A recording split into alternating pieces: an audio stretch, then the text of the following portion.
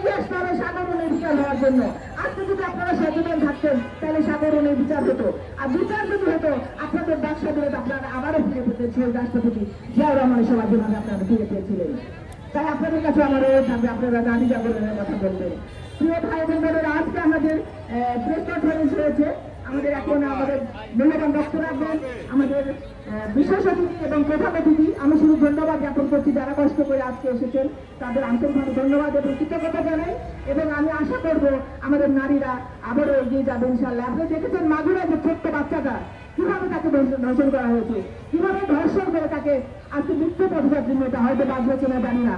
তো এই যে পাশবিক নির্যাতন এটা তিল তিল করে বেড়ে যাচ্ছে, এগুলো ঘরে ঘরে প্রতিরোধ করা হবে। আমি মনে করি মাগুরার যে ধর্ষক তাকে ফাঁসির কাষ্টে জনসমক্ষে ঝুলিয়ে রাখা হোক, তাহলে অন্তত দেশের মানুষ বুঝতে পারবে এই সরকার কিছুটা হলেও কাজ করছে ধর্ষকদের জন্য।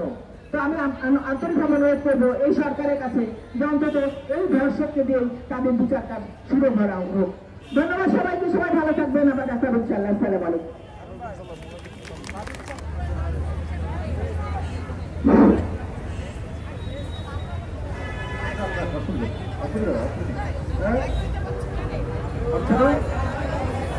আচ্ছা পাচ্ছে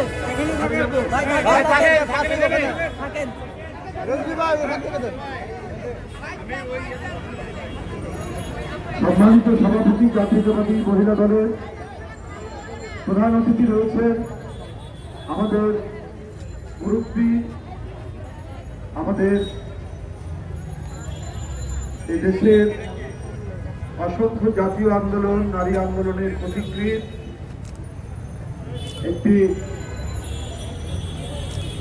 বিখ্যাত রাজনৈতিক পরিবারের মেয়ে, সাবেক মন্ত্রী, বিএনপি জাতীয় স্থায়ী কমিটির সদস্য বেগম সেলিমা রহমান, উপস্থিত আছেন জাতীয়তাবাদী মহিলা দলের সাধারণ সম্পাদক, সাবেক এমপি বৃন্দ এবং জাতীয়তাবাদী মহিলা দলের সকল পর্যায়ের মহিলারা উপস্থিত হয়েছেন আন্তর্জাতিক নারী দিবসটি যথাযথ মর্যাদায় পালন করতে। বন্ধুরা, আপনারা জানেন শেখ হাসিনার 15 বছর ছিল নারী ও শিশু নির্যাতনের মহা উৎসব। এই মহা উৎসব গেছে। কি খাদিজা, কি তনু, কি ঋতু, নুসরাত, কত নাম বলবো, নির্যাতিত হয়েছে, গণনির্যাতনের শিকার হয়েছে, হত্যার শিকার হয়েছে,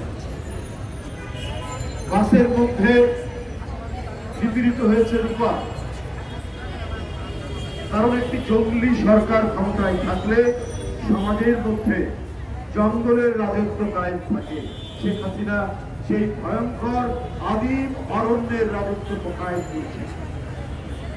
কিন্তু বর্তমান এক রক্তক্ষয়ী মহাবিপ্লবের মধ্যে দিয়ে জুলাই আগস্টের বিপ্লব সংঘটিত। এখন কেন সমাজের মধ্যে অস্থিরতা থাকবে?